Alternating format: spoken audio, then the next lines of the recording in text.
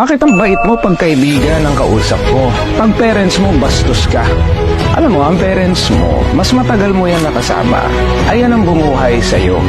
Bakit sa parents mo, hindi mo binibigay yung tamang respeto?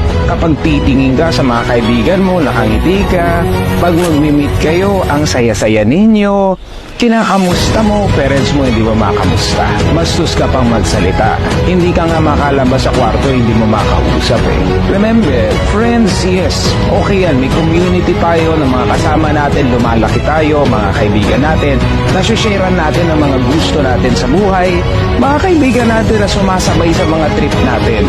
Pero remember, your parents, ito yung mga taong talagang ipaglalabang ka hanggang kamatayan nila.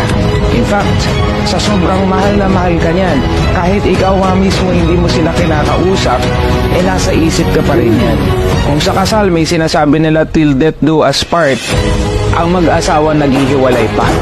Pero alam mo, ang connection mo at ng mga magulang mo ay hindi mawawala. Sasamahan ka talaga ng parents mo hanggang sa kamatayan nila. In fact, willing pa nga yang ialay ang buhay niyan para sa'yo. Kaya sana kung ikaw ay mabait sa mga kaibigan mo, mas triple times 5 times 10 sa mga magulang mo.